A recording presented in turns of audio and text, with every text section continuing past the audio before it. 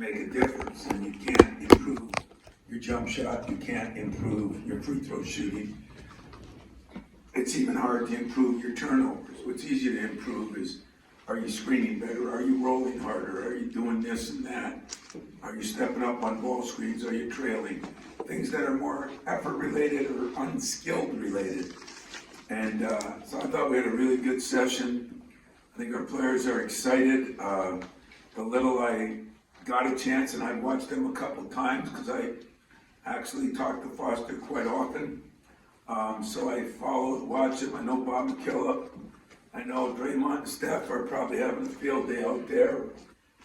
Mariucci and I bet dollars. They probably bet hundreds of thousands of dollars on the game. That's the difference in being from the UP and the NBA. But I think Bob's been a great coach. I know Bob pretty well. He does a hell of a job. The Brockovic, I think it's called Brockovic, is the player of the year in the Atlantic 10. Foster's averaging 16 points. They got 4 players averaging in double figures. So I did get to watch a lot. They're one of the best three-point shooting teams in the country. And very deserving of being in. When you don't win your conference championship and get in, it kind of tells you how good you really are in some of the conferences. So I am more worried about us than anybody. As you know, you look at it when you're at Michigan State. You look at trying to win the weekend, not just the game. But, that works easier when you're a 1, 2, or 3 seed and you figure you're going to get out of the first game most of the time, not all. But we will still do that. You still prepare for kind of 3 teams a little bit.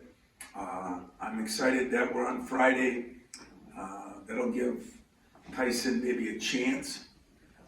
Don't know where he's at. As of today, it wouldn't be good if he was playing the next couple of days, which means, we got our work cut out for us on that too. But more or less, it's the things that I think we can do. Post better, keep Marcus Butt in the post, roll harder, defend a little better, get our running game going even more, and continue the incredible job they've done not turning the ball over, and a pretty good job of shooting the ball most of the games in the last 4 that we played. Questions?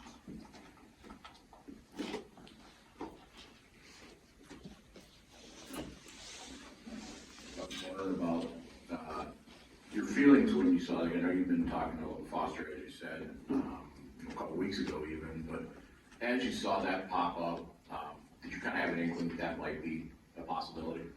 Well, some people have made that point that we could be 8-9, opponents, but I think it's nice for TV. It's good for TV. I don't think it's anything. We got to go down in their neck of the woods, and he probably knows our offense better than we know his.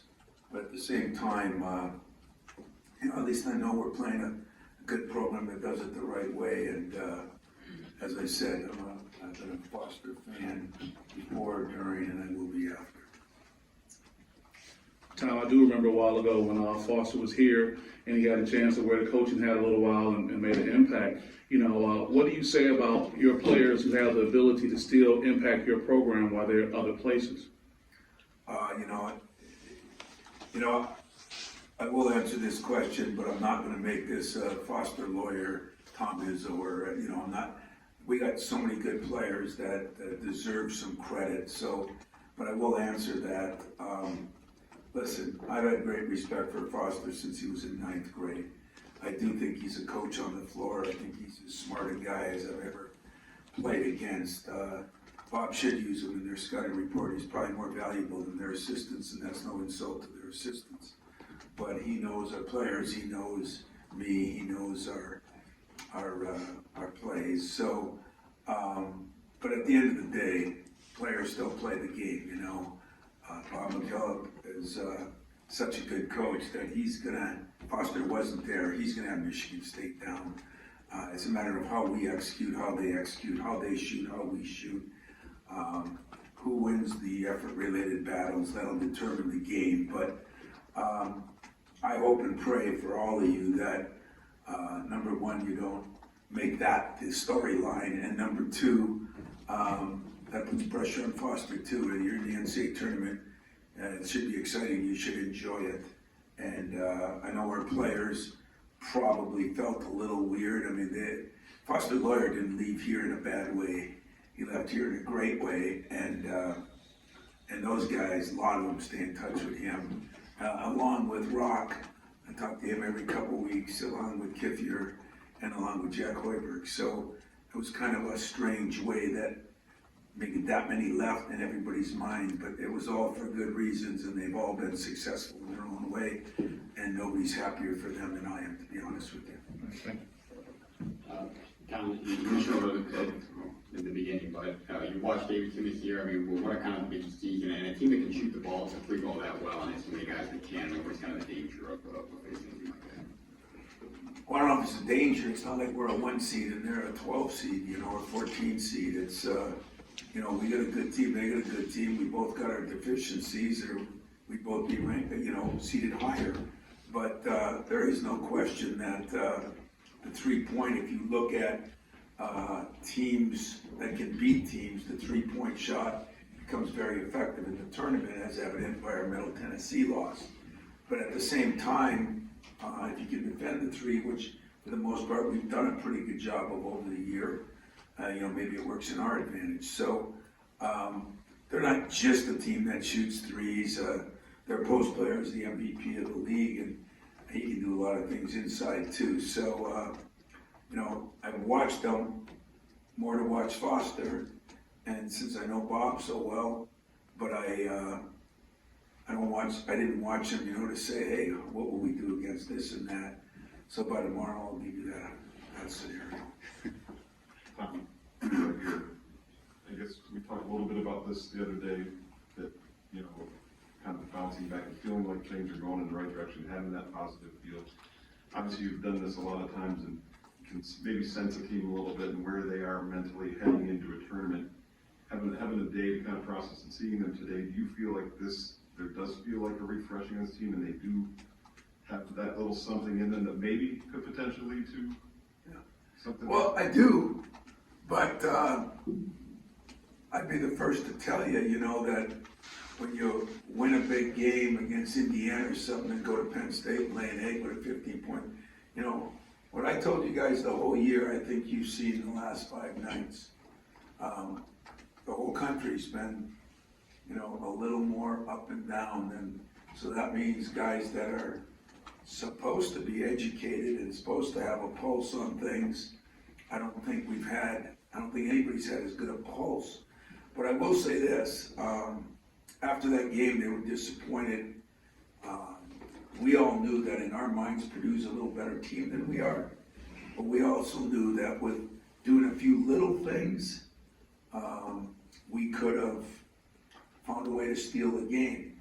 So what I looked at this morning is, we played Illinois twice, they're a 4 seed. Both games down to the wire. We played Purdue twice.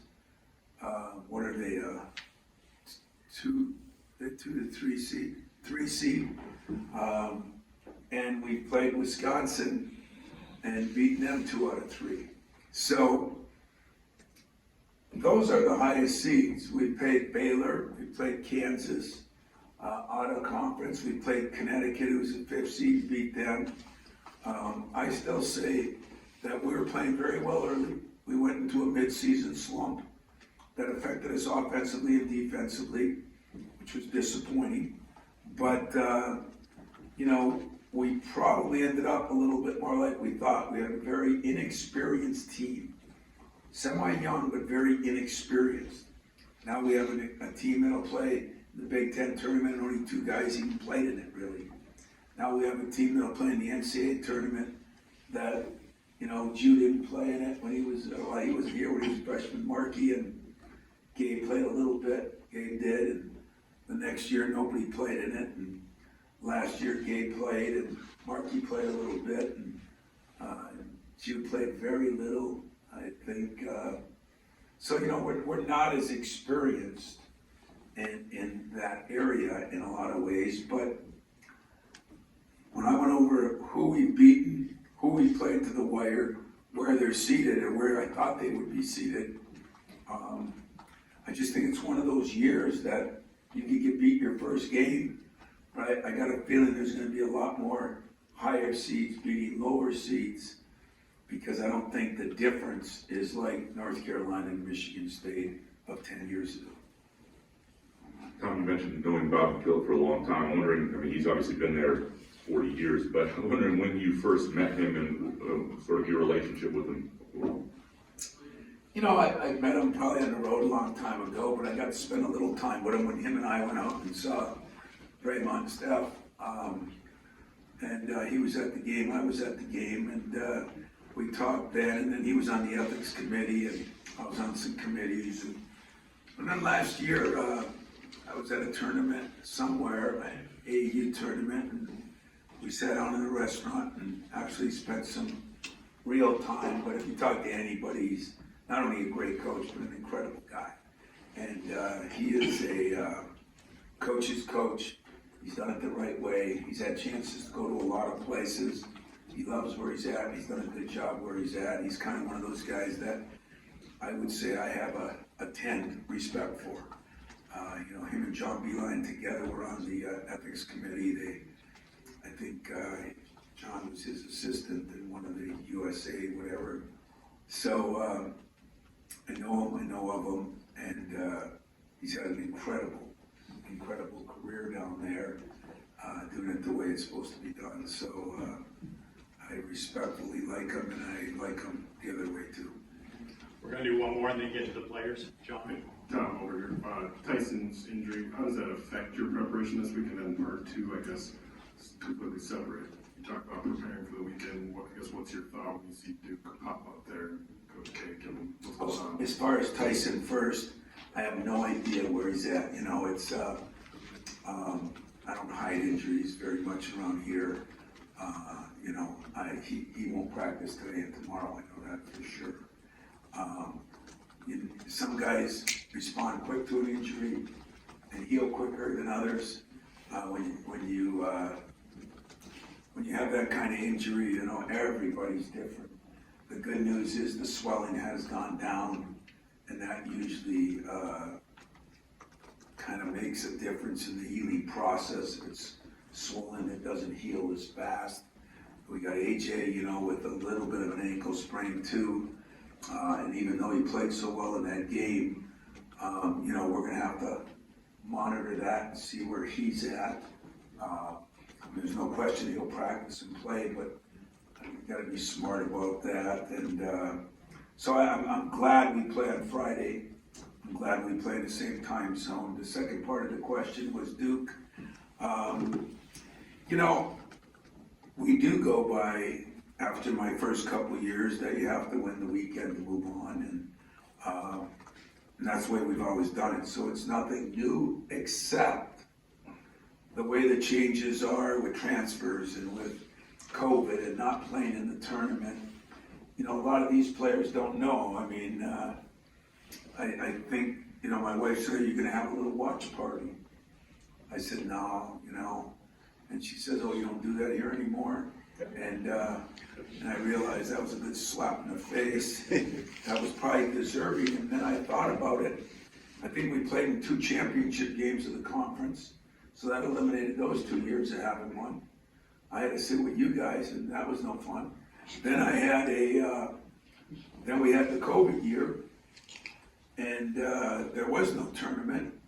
Then we had the COVID year last year when you know, weren't allowed to say hello to anybody. You know, we would have had to sit here and had a party with plastic barriers up all over. So it's been 4 years since we really had a chance to do that. And but it is something I kind of miss, and I blame myself on that, because I blame that a lot of people take this for granted. You know, 24, I look at it 25 years straight, because we were in the year that they didn't have it. And that's an accomplishment that I think just kind of goes by the wayside. And hard to blame you guys for it, because it goes by the wayside to me.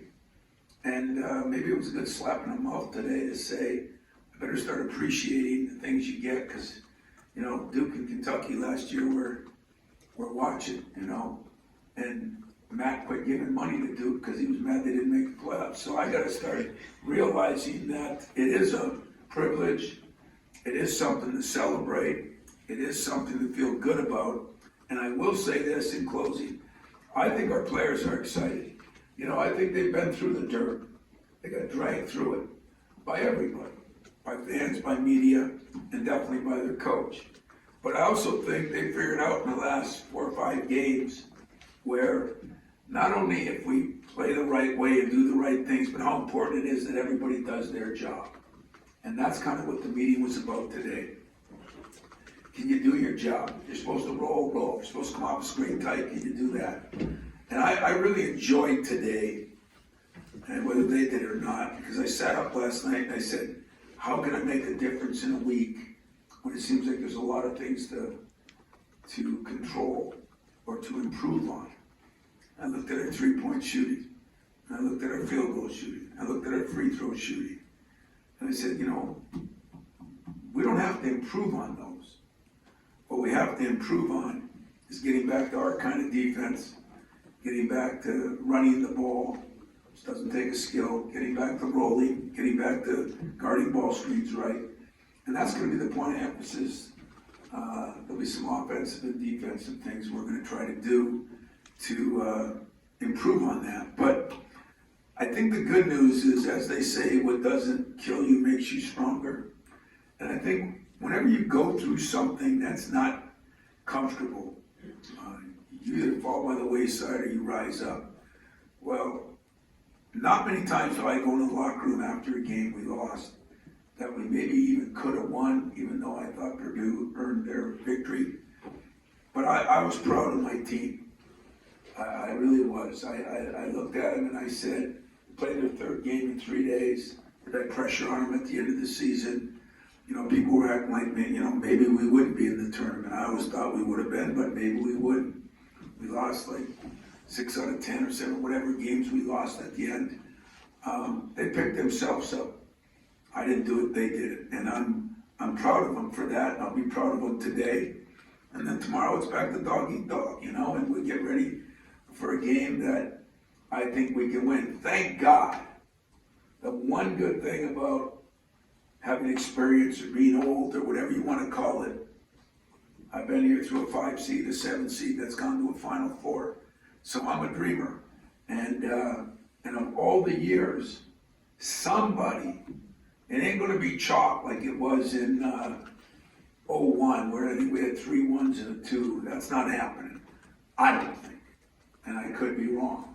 But I don't think it is. And so I'm going to live by that and try to be one of the surprise teams to win that first game and then move on. And I guess I didn't really answer the Duke question, so I'm going to do that for you. I'm going to do that for you. You know, I did an interview for somebody about Mike that they wanted me to do, that they were going to play for him, and they were gathering a couple of coaches.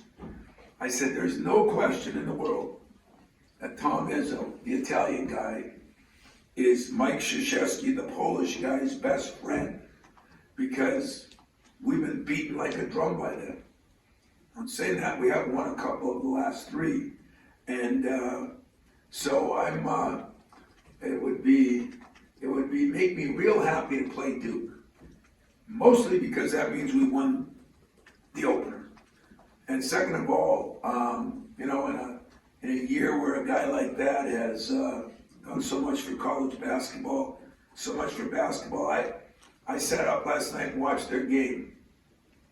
You know what the most impressive thing, and I sent him a text, I hope some of us can carry on the tradition of when that game ended, he shook every kid's hand and talked to the 2 guards for, I bet you, 6 minutes.